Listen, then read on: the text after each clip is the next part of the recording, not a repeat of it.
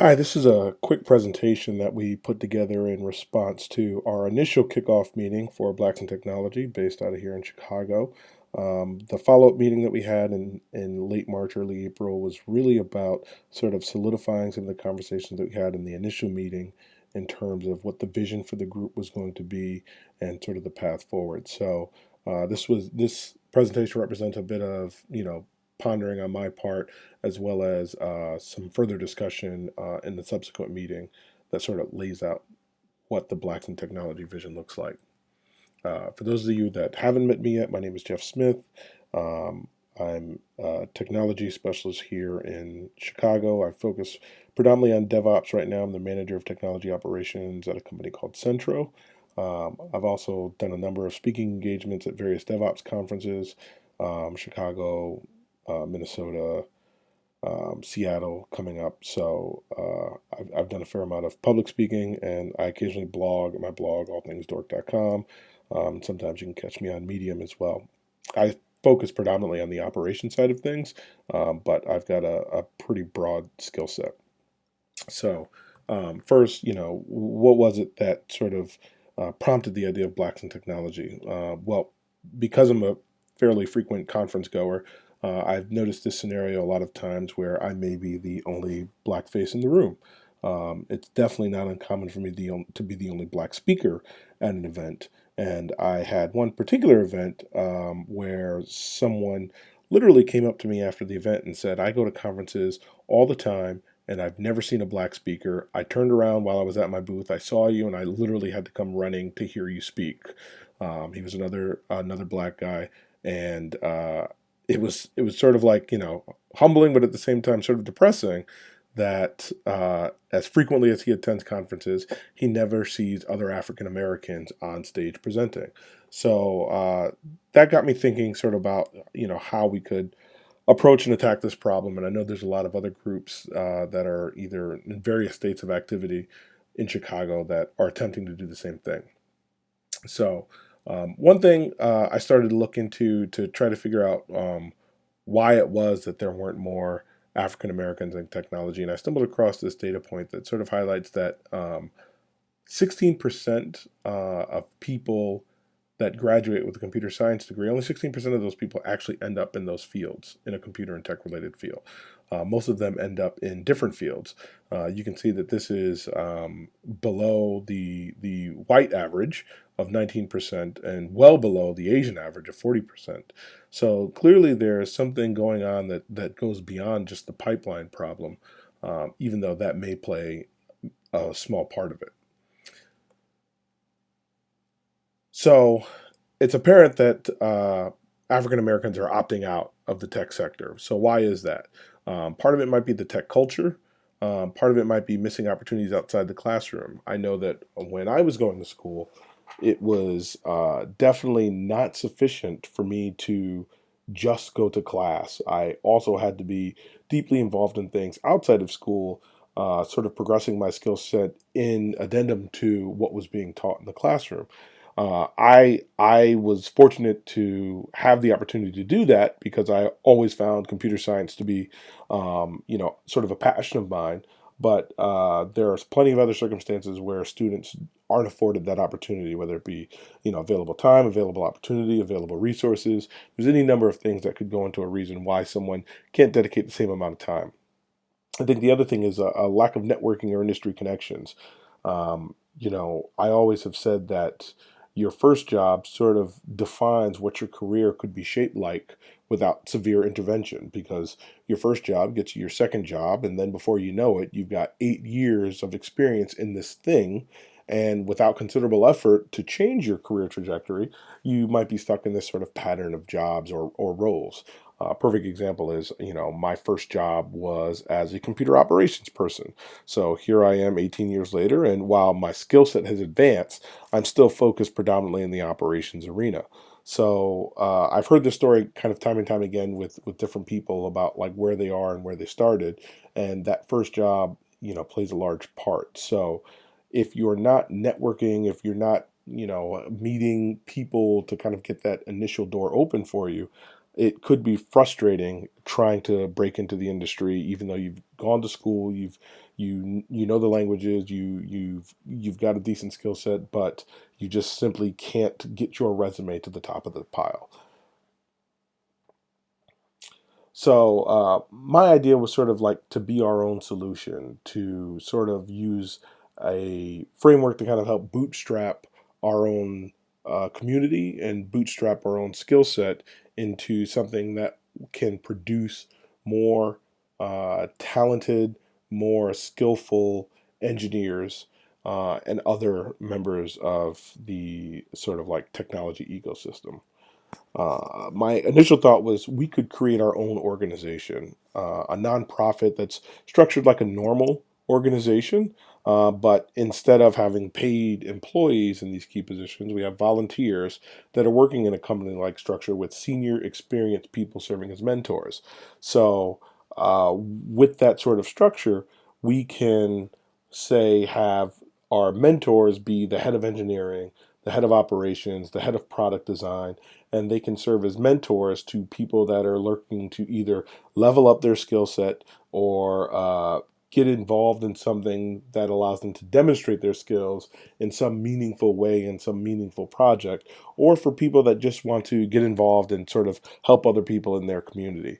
Um, the goal would be to organize ourselves around agile principles to really make sure that we're teaching the way that modern organizations work today. We organize our work around sprints, we do retrospectives, we do stand-ups on a regular basis, but also providing transparency at all levels of the organization so that people can gain experience, understanding, and insight into how certain decisions are made, why particular design decisions are made, why particular business decisions are made. You constantly hear about that axiom of being in the room when it happens, right? Uh, a lot of people aren't afforded that opportunity because they're still growing in their career. So maybe they're not in those initial conversations. But uh, with this sort of volunteer organization, we can make sure to make that as transparent as possible so that people can sort of experience those higher level conversations that they may not be privy to in their everyday job, or they may not have access to, feel comfortable asking to be included in those meetings at their day job. And then through our organization, we can work with other nonprofits that are serving the African American community and try to help them achieve their mission with technology.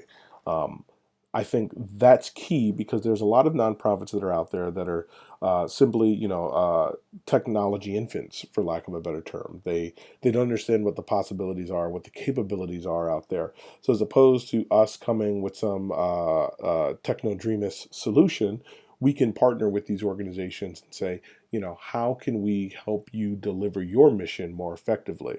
That sort of doubles our networking power, so to speak, because now we are amplifying and broadcasting another organization's ability to do good in the community, while at the same time benefiting our members and our volunteers with invaluable skills and invaluable experience.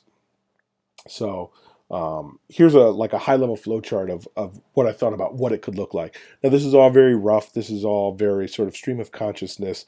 But over the coming weeks, we'll solidify what this looks like. We'll kind of give it more form, more structure, and communicate it all along the way. But imagine an organization, and this is a swim lane diagram for those that haven't seen one before, and it's essentially each functional role has a lane that denotes what it is that they are actually responsible for. And then each box just represents a step in the process. So we could have our leadership team, which might consist of all of our engineering leaders or maybe even some of our product leaders. But basically, as we structure the organization to define what that leadership team looks like, we have leaders that can go out and vet projects in the community.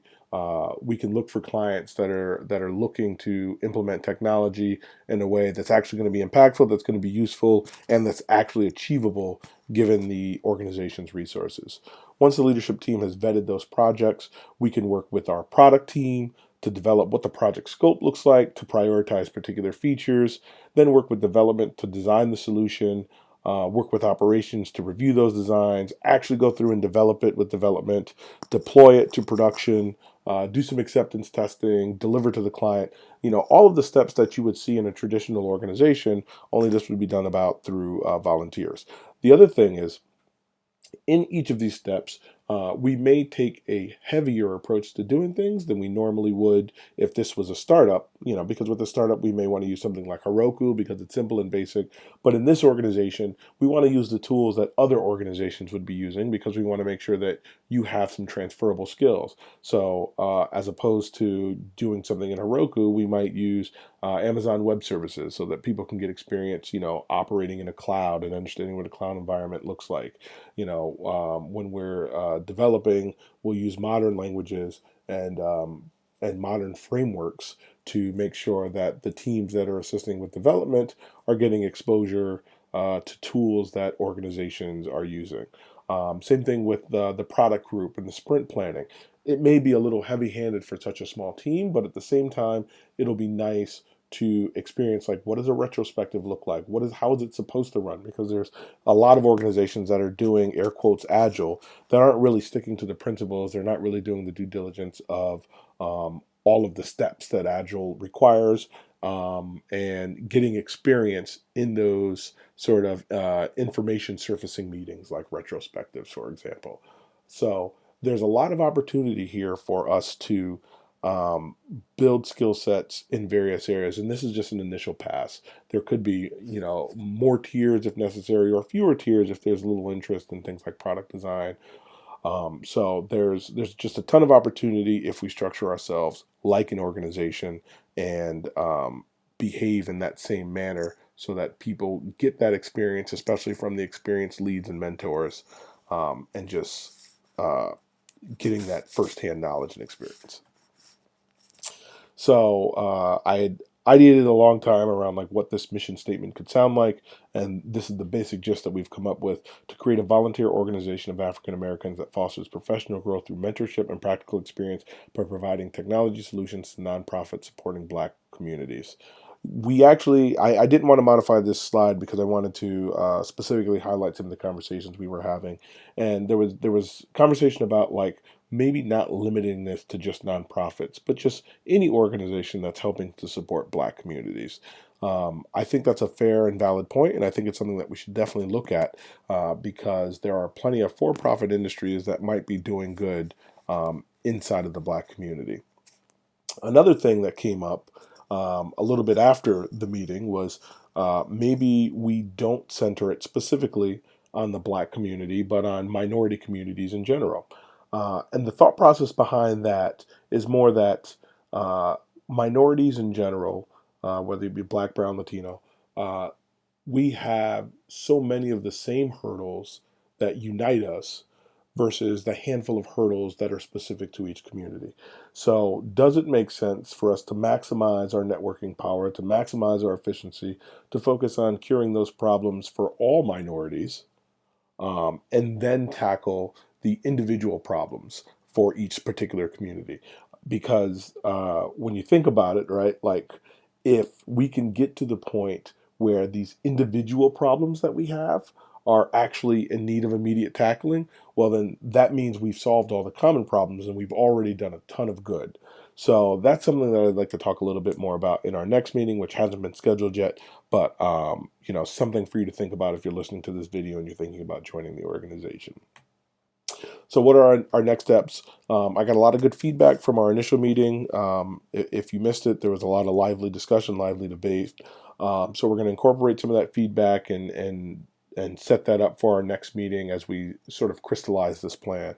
We also want to approach Chicago-based groups that are doing similar things or are interested in partnering up with us. We've reached out to Tech While Black, and Dominic and I have a good conversation going. And I'm also reaching out to Black Tech Mecca to see if that's something that they would want to continue on. And I'm also going to be looking for potential mentors in these key areas. So if this is something that you're interested in and you have a particular expertise in one of these areas and you're interested in being a mentor, please email me, jeff@allthingsdork.com. My email address is at the beginning of this slide. So please reach out to me, or you can reach out to me on the Meetup group if that's how you found us. because we're definitely going to need leaders in these roles and people that are willing to step up and help foster some of our more novice members. So the other thing is to stay engaged. We want to make sure that we're constantly in touch with one another. The Meetup website is an excellent place to sort of find everyone. There's also a Blacks in Technology forum, which is where this group name came from. So essentially, Blacks in Technology is a group that I had been involved with that is more at the national level, run by a guy named Greg Greenlee, who is, I think, based out of Cleveland.